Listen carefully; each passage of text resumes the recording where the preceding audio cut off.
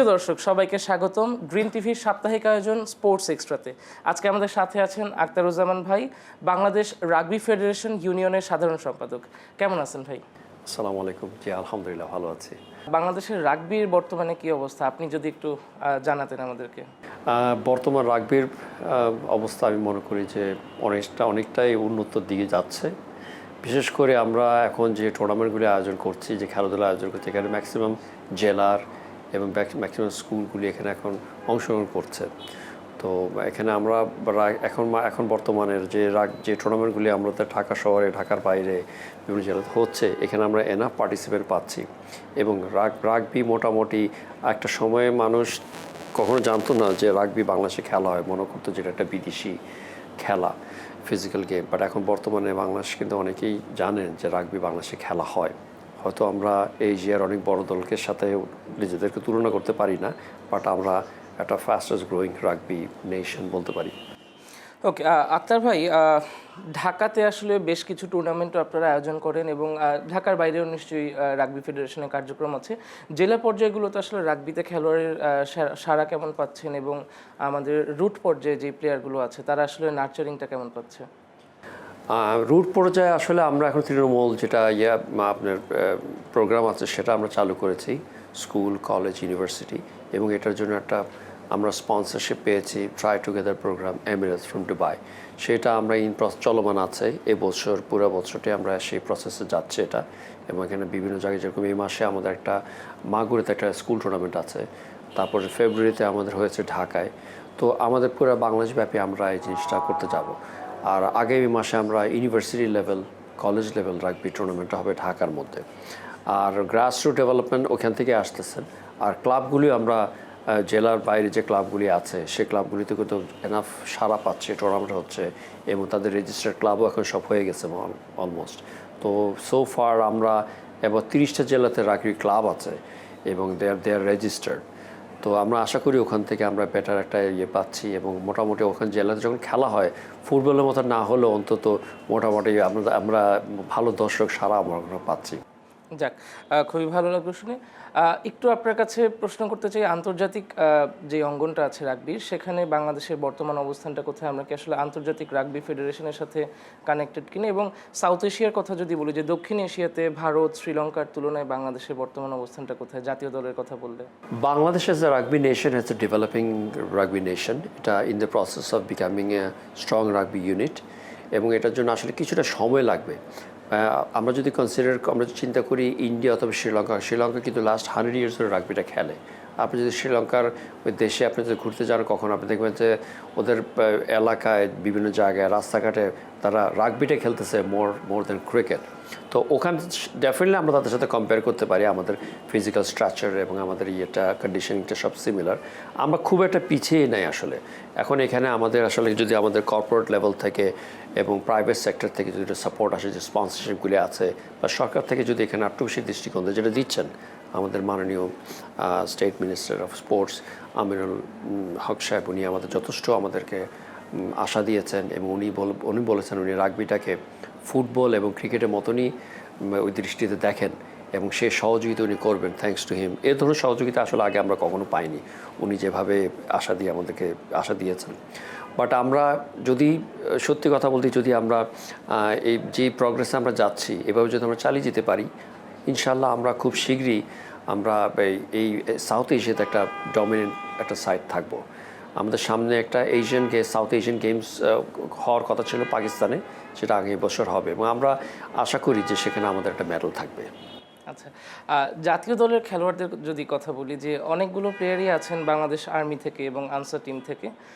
এর বাইরে আসলে এই বিভিন্ন বাহিনী ছাড়া বাহিনী থেকে আসলে প্লেয়ার কীরকম পাচ্ছি আমরা? জাতীয় জেলা পর্যায়ে বলি বা বিভাগীয় পর্যায়ে থেকে আমাদের খেলোয়াড় উঠে আসছে কিনা? ডেফিনেটলি। যদিও আর্মি এবং আনসার থেকে ওরা প্রতি বছর খালি রাগবি না, প্রতিটা ক্রীড়াঙ্গনে ওরা খেলোয়াড় তৈরি করছেন একদম on a regular basis, thanks to them. But আমরা খালি এখন আর্মি বেস না, আনসার বেস না, আমরা চেষ্টা করছি on merit base, on capability base খেলোয়াড় বের করতে। এখান থেকে আমরা বিভিন্ন জেলাভিত্তিক যে টুর্নামেন্টগুলি হচ্ছে, যেটা আমি আগে বলেছি, ওখানে কিন্তু সাড়া পাচ্ছে। এছাড়াও জেলার বাইরেও আমরা কিন্তু ইন্টারন্যাশনাল ফরেন প্লেয়ারও কিন্তু আমরা মোটামুটি রিক্রুট করছি। আমাদের আগের কিছু ইয়াতে আপনি হয়তো দেখতে পারবেন আমাদের ইংলিশ বেসড, ফ্রেঞ্চ বেসড এবং জর্জিয়া বেসড কিছু প্লেয়ার যারা রেডি আছে to take part in international event. ওরা কিন্তু আমাদের সামনে যে ইন্টারন্যাশনাল ইভেন্ট আসবে সেখানে ওদের টেক পার্ট ইন। এটা কিন্তু আমাদের দেশটাকে অনেক শক্তিশালী করবে। যেরকম হামজা আসছেন ফুটবলে, বিভিন্ন ফরেন প্লেয়ার, রাগবিতেও আমরা এরকম প্লেয়ার আনার সেই প্রচেষ্টা নিচ্ছি। আচ্ছা, ভালো লাগলো আক্তার ভাই। এখন হামজা চৌধুরী যেরকম বাইরে থেকে এসেছে এবং বাংলাদেশের ফুটবলে আমরা বেশ একটা পরিবর্তন দেখতে পাচ্ছি, আমাদের যারা ফরেন প্লেয়ার, প্রবাসী রাগবি খেলোয়াড় যারা আছেন, যারা বাংলাদেশের জাতীয় দলে আসছেন, তাদের অন্তর্ভুক্তিকে আসলে আমাদের ন্যাশনাল টিমের যে এনভায়রনমেন্টটা, পরিবেশটা, এটাকে কি আসলে আরও এগিয়ে নিয়ে যাচ্ছে কিনা? এর পাশাপাশি আরেকটা প্রশ্ন আছে যে স্কুল পর্যায়ে ক্রিকেট বলি, ফুটবল বলি, তারা প্রচুর খেলোয়াড় অন্বেষণ কার্যক্রম চালাচ্ছে। সেক্ষেত্রে রাগবিকে আসলে স্কুল পর্যায়ে, ইউনিভার্সিটি পর্যায়ে তাদের পরিকল্পনাটা কি? ফেডারেশনের একটা পরিকল্পনা আছে যদিও, বিকজ রাগবিতে আসলে নতুন একটা স্পোর্টস। এই সরকারের কাছে যদি তারা এই খেলাটাকে অন্তর্ভুক্ত করে, যেরকম নতুন করে একটা ইয়ে করেছে, এখানে 8টা স্পোর্টিং ডিসিপ্লিন অন্তর্ভুক্ত করেছে, ক্রিকেট আছে, ফুটবল আছে, রাগবিটা কিন্তু নাই। তো এগুলি যদি আমরা আসলে এখন আমরা নিজেদের ফেডারেশন থেকে আমরা বিভিন্ন স্কুলে আমরা এগুলি ইন্ট্রোডিউস করাচ্ছি, খেলা হচ্ছে, এবং আপনার এখান থেকে আমরা অনেক বেটার প্লেয়ার পাবো যারা ফিউচারে ক্লাবে খেলবে। ক্লাবগুলিও আমরা মোটামুটি রেজিস্টার করে ফেলছি, যারা নিয়ম মাফিক এই ক্লাবগুলি প্র্যাকটিস মেনটেন করতেছে। জাস্ট সিজনাল খেলা হবে, চলে আসবে তা না, ওই স্কুল থেকে তারা আসতেছে। এবং আমাদের এভরি মান্থ স্কুল টুর্নামেন্ট হচ্ছে, এখানে যথেষ্ট পার্টিসিপেট আমরা সারা দেখছি। আর ইন্টারন্যাশনাল ইয়েতে যেটা হামজার ইয়ের কথা বলছেন ফুটবলের জন্য, আমাদের আসলে যারা বাইরের 5-6টা প্লেয়ার আছে খেলে, এখানে 3-4জন কিন্তু অলরেডি বাংলাদেশের সে ট্রায়াল আপ দিয়ে একটা তাদের একটা পর্যায়ে তাদের ইয়েটা তারা প্রমাণ করেছেন। এবং তারা they are very big in size. রাগবিতে একটা ফিজিক্যাল এবিলিটিও লাগে, সেই জায়গাটা তারা ফুলফিল করে। 6'4", 6'5", তারপর জায়ান্ট সাইজ এবং উইথ স্পিড অ্যান্ড ক্যাপাবিলিটিস, তারা এই জিনিসটা, এই গ্যাপটা আমাদের ফুলফিল করবে। আক্তার ভাই, আসলে রাগবি তো প্রচণ্ড শারীরিক শক্তির একটা খেলা, এবং আমরা যেটা দেখেছি আসলে ইউরোপে, আমেরিকাতে, অস্ট্রেলিয়াতে যারা খেলে তারা বেশ দীর্ঘদেহীর হয় আর কি। আমরা তো জাতিগতভাবে আসলে একটু বলা হয়, যেটা অন্যান্য ক্ষেত্রে, যে ক্রিকেট ফুটবলে আমাদের শারীরিক শক্তিটা একটু কম থাকে। রাগবির মতো আসলে মানে ফিজিক্যাল ডিমান্ড যেখানে আছে, সেই খেলাগুলোতে আসলে আমাদের বাংলাদেশি যারা আছে তাদের আসলে ভবিষ্যতে ভালো করার সক্ষমতাটা কতটুকু, এবং ফেডারেশনের পক্ষ থেকে আসলে একটা প্লেয়ারের ফিটনেস এবং হচ্ছে তার সঠিক নিউট্রিশনটা নিশ্চিত করতে আসলে আপনারা কোনো ধরনের গাইডলাইন দিয়ে থাকেন কিনা?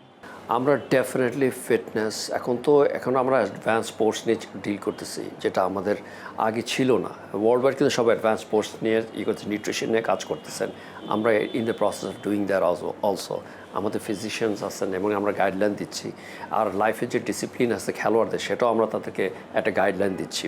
এখন যে ফিজিক্যাল যে জেনেটিক যেটা বলেছেন, যে বাংলাদেশ জিনিসটা, সেটা ডেফিনেটলি উই ল্যাক যদি আপনি দাঁড়া করানো থাকে। বাট আপনি দেখেন এশিয়াতে নাম্বার 1 রাগবি টিম কিন্তু জাপান, বিকজ তারপর হচ্ছে শ্রীলঙ্কা ওয়ার্ল্ড কাপ খেলে, ওরা কিন্তু খুব বিগ ইন সাইজ না। আর বাঙালি ছেলেরা কিন্তু ইন জেনারেল, বাঙালি খেলোয়াড়দেরকে আমি ইন জেনারেল ছোটো দেখি, বাট ইন জেনারেল এখন কিন্তু আমরা এখনকার যারা জেনারেশন জেএনজি অথবা যাদের, এদের কিন্তু 6 ফিট অ্যাবাভ হাইট দেখা হয়। এদেরকে আমরা এনকারেজ করতে হবে ইনটু স্পোর্টস। সেই জিনিসটা আসলে আমরা মনে করি যে এখন বর্তমান যে ক্রীড়া সংস্থা যারা আছেন, তারা এটাকে এই দৃষ্টিকোণটা তারা দিবেন। এবং আমরা মনে করি রাগবি খালি ফিজিক্যাল না, এটা হচ্ছে এটা টেকনিক্যালও গেম এবং স্পিডেরও গেম। বাংলাদেশে অনেক প্লেয়ার আছে যাদের স্পিড ভালো, আর ফিজিক্যাল জিনিসটা যদি জায়ান্ট জিনিসটা হয়, সেটা যত ফরেন প্লেয়ারের কথা বলছি সেটা আমাদের আছে।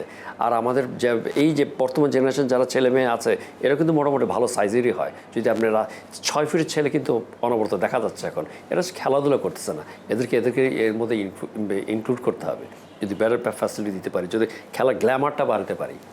আচ্ছা আক্তার ভাই, ইন্টারন্যাশনাল লেভেলে অন্যান্য স্পোর্টসে বাংলাদেশের অনেক প্লেয়ার ইন্ডিভিজুয়াল অনেক অ্যাওয়ার্ডস নিয়ে এসেছে, অনেক ক্লাবে খেলছে বাহিরের দেশে। রাগবিতে আসলে বাহিরের দেশে অনেক টুর্নামেন্ট হচ্ছে, বা সাউথ এশিয়াতেও অনেক টুর্নামেন্ট হচ্ছে। বাংলাদেশি প্লেয়ারদের ইন্ডিভিজুয়াল সাফল্যের কথা যদি বলি, বা প্লেয়ারদের আসলে শক্তিমত্তার কথা যদি বলি, সেক্ষেত্রে স্ট্যান্ডিং আউট কোনো প্লেয়ারকে আমাদের হাতে এই মুহূর্তে আছে কিনা?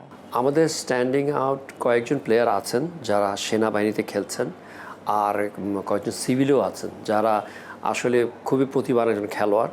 তারা সাউথ এশিয়ার যে কোনো ক্লাবে খেলার তারা সেই অ্যাবিলিটি রাখেন। এখন আমাদের জিনিসটা হচ্ছে মেইনলি হচ্ছে তাদেরকে এক্সপোজার করা এবং তাদেরকে মার্কেট করা। এবং তারা হয় কি, আমাদের টুর্নামেন্ট তো আগে অনেক কম ছিল, এখন আমরা টুর্নামেন্টের বৃদ্ধিটা বাড়িয়েছি, আরও টুর্নামেন্ট ক্ষেত্রে ইন্টারন্যাশনাল এক্সপোজার আরও আসতেছে। আমার মনে হয় এরা ভবিষ্যতে ইন্টারন্যাশনাল এক্সপোজারও আরও বেশি পাবে। It's all about creating players, এবং যেটা আমাদের অনেক সুযোগ আছে। দর্শক, নিচ্ছি ছোট্ট একটা বিরতি, আমাদের সাথেই থাকুন, ফিরছি কিছুক্ষণ পর। দর্শক, আবারও ফিরে এলাম স্পোর্টস এক্সট্রায়, কথা বলছিলাম আখতারুজ্জামানের সাথে। এবার একটু আসি খেলোয়াড়দের বাইরে অবকাঠামোগত বিষয়টাতে। রাগবি ফেডারেশনের বর্তমানে নিজস্ব কোনো মাঠ নেই, ভবিষ্যতে নিজেদের কোনো মাঠ এবং সেখানে আসলে টেকনোলজিকে ইনস্টল করা, এই ধরনের কোনো প্ল্যান এখন না হলেও হয়তো 5-10 বছরে আমরা দেখতে পারবো কিনা? আমরা আসলে অনেক বছর ধরে আমাদের নিজস্ব একটা মাঠ হবে এটা স্বপ্ন দেখতেছি। তো আশা করি এটা সামনে এটা বাস্তবায়ন হবে। আমাদের ক্রীড়া উপমন্ত্রী যিনি আছেন, যিনি আমিনুল হক সাহেব, উনি আমাদের একটা প্রত্যাশা দিয়েছেন যে ভবিষ্যতে আপনাদের কোনো যদি প্রেফারেন্স থাকে আপনারা বলবেন, আমি সহযোগিতা করব আপনাকে রাগবির একটা প্লেয়িং গ্রাউন্ডের জন্য এবং রাগবি ফ্যাসিলিটির জন্য। তো থ্যাঙ্কস টু হিম। আসলে এই সহযোগিতাটা আমাদের অনেক অনেক প্রয়োজন। আমরা যখন একটা ইন্টারন্যাশনাল ক্যাম্প করতে চাই তখন আমাদের ডিপেন্ড করতে হয় আর্মি স্টেডিয়ামের ফিল্ড অথবা পল্টন আউটার স্টেডিয়ামের যে ময়দানটা, এটার উপরে, যেখানে আসলে মাঠের কন্ডিশনটা ভালো না, একটা ভালো ওখানে টয়লেটও নাই, যে প্লেয়ারের ড্রেসিং রুমও নাই। তো আসলে মাঠটা অনেক প্রয়োজন। এটা কিন্তু আমাদের one of the সেটব্যাকস that we have at the moment এই রাগবিকে সামনে আগায় নেওয়ার জন্য। আচ্ছা, আর আসলে একটা ভালো মানের মাঠ এবং অবকাঠামোগত উন্নয়নের জন্য আসলে প্রচুর অর্থেরও দরকার। এই মুহূর্তে রাগবি ফেডারেশনের আসলে সরকারি এবং বেসরকারি দুই খাত থেকেই আসলে স্পন্সর বলি বা সহায়তা বলি, কীরকম সাড়া পাচ্ছেন আপনারা?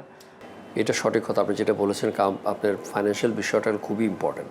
এবং আমরা এখানে একটু পিছিয়ে আছি ইন এ সেন্স যে আসলে রাগবি তো আসলে এতটা পপুলার ইভেন্ট ডিসিপ্লিন না।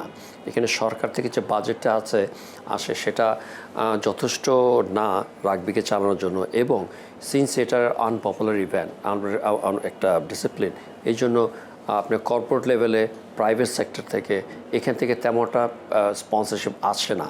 বাট আমরা এটাকে এখন যে টুর্নামেন্টগুলি হচ্ছে, যে ইন্টারন্যাশনাল ইভেন্টগুলি হচ্ছে, এগুলি আমরা এভাবে এক্সপোজ করছি, মার্কেট করছি, সো দ্যাট তারা মনে করে আসতে বাধ্য হয় যে ইউনোভাট ওই ক্রিকেট ফুটবলের মতন আমরা চিন্তা করছি না, অন্তত চিন্তা করছি যে ওরা কিছুটা সাপোর্ট দেয়। সেই সুযোগটা আমাদের আছে রাগবিতেও সামনে ভবিষ্যৎ আছে এশিয়াতে। আমরা আশা করি যে in given days, in given months আমরা আস্তে আস্তে আমরা জিনিসটা পাবো। আচ্ছা, আর বর্তমানে যে কোনো খেলারই একটা গুরুত্বপূর্ণ জায়গা হচ্ছে টেকনোলজি।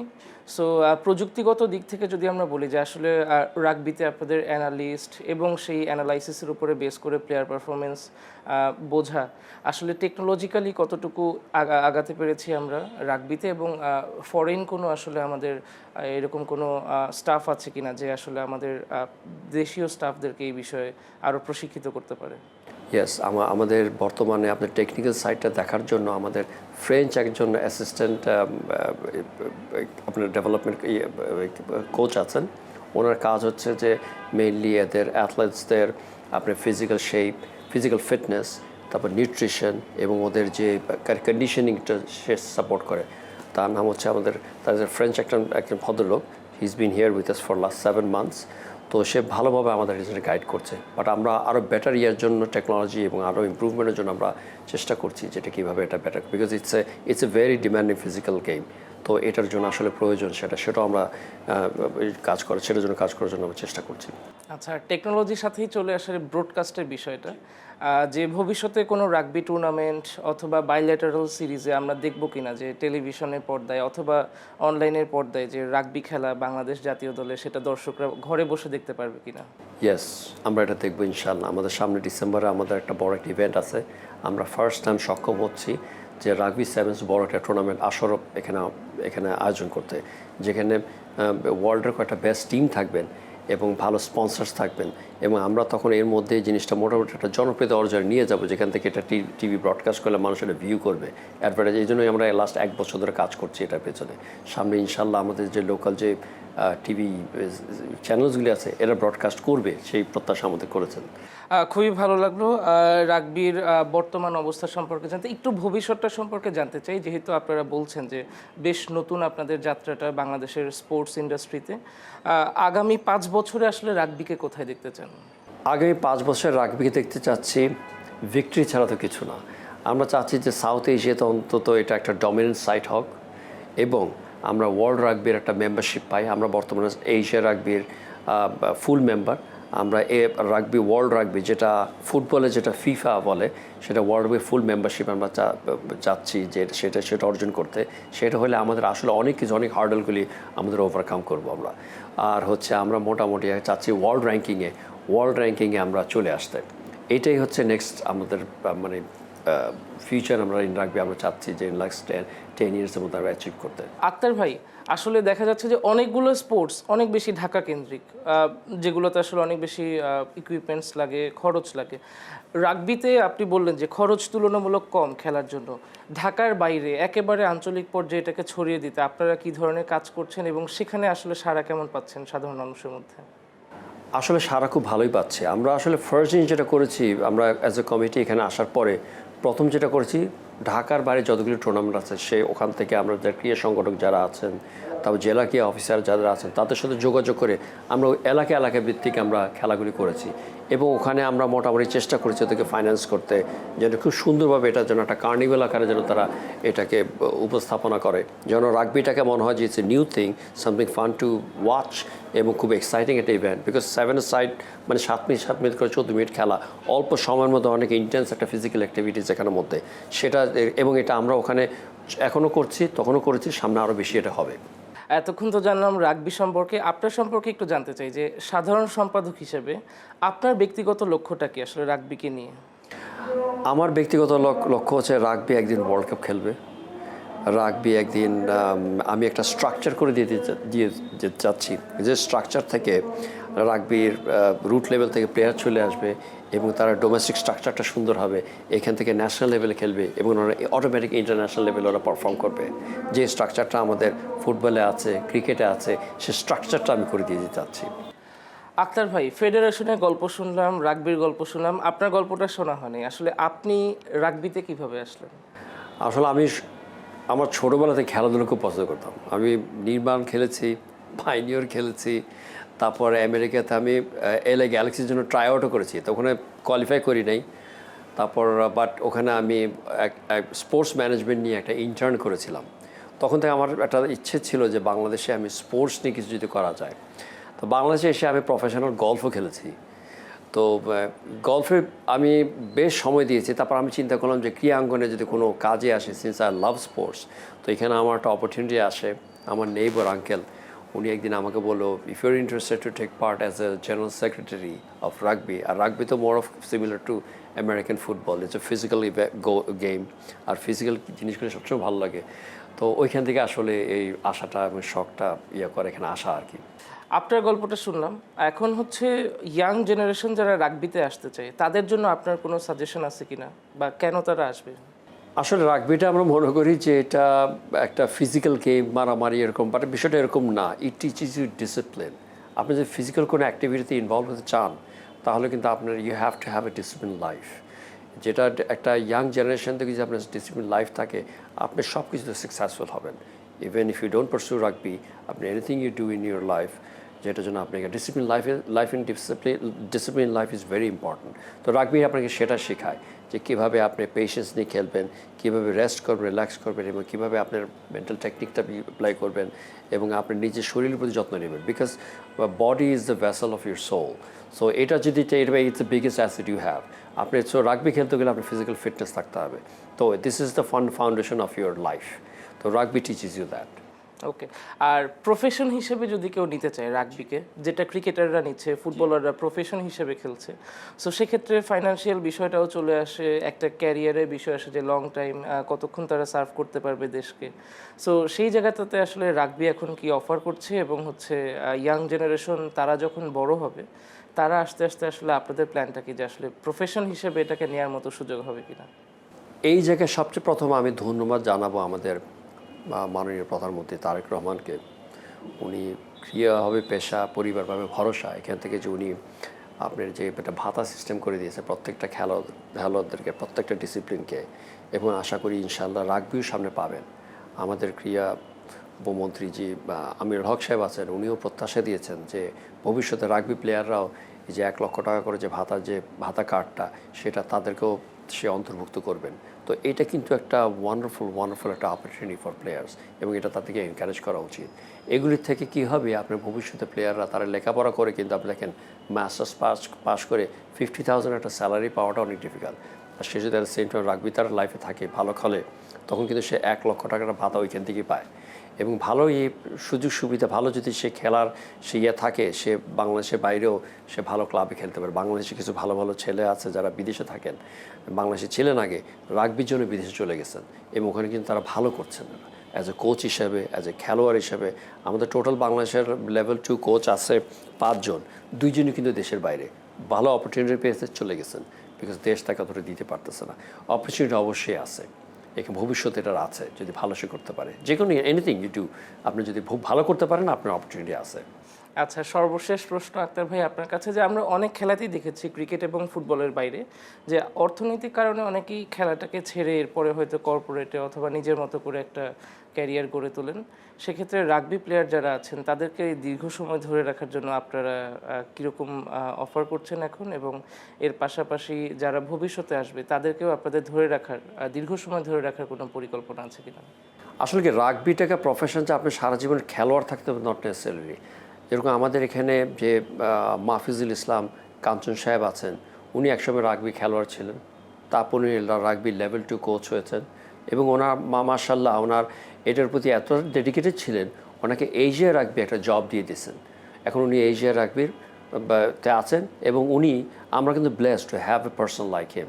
আমরা যখনই কোনো কিছু প্রয়োজন হয়, কোনো ডিসকাশন দরকার হয়, ওর এশিয়া রাগবির প্রতিনিধি বাংলাদেশে আছেন। এটা কিন্তু অনেক বড় একটা পদ। আপনি ওয়ার্ল্ড রাগবিতে, এশিয়া রাগবিতে, ইভেন বাংলাদেশে আপনি বেটার খেলোয়াড় হলে আপনি এখান থেকে অনেক সুযোগ সুবিধা আপনি এখানে পাবেন বিভিন্ন জায়গায়। আপনার এন্ডোর্সমেন্ট থেকে নিয়ে, যে আপনি দেখেন কর্পোরেট লেভেলে আজকে হামজা কিন্তু যতটা না তার খেলার থেকে পায়, তার থেকে বেশি কিন্তু সে পায় অ্যাডভার্টাইজমেন্ট থেকে, এন্ডোর্সমেন্ট থেকে। তো এগুলি তো বাংলাদেশে তো অনেক সুযোগ সুবিধা আছে। আর রাগবি যদি ব্রডকাস্টেড হয়, মার্কেটেড হয়, এ প্লেয়ারও মার্কেট হবে, ব্রডকাস্টেড হবে। So better future for them. ধন্যবাদ আক্তার ভাই, আপনার সাথে আসলে বাংলাদেশের রাগবি এবং ভবিষ্যৎ নিয়ে অনেক কথাবার্তা হলো। দর্শক, এই ছিল আমাদের আজকের স্পোর্টস এক্সট্রা। আগামী সপ্তাহে দেখা হবে অন্য কোনো ক্রীড়া ব্যক্তিত্বের সাথে। সেই পর্যন্ত আমাদের সাথেই থাকুন। ধন্যবাদ সবাইকে।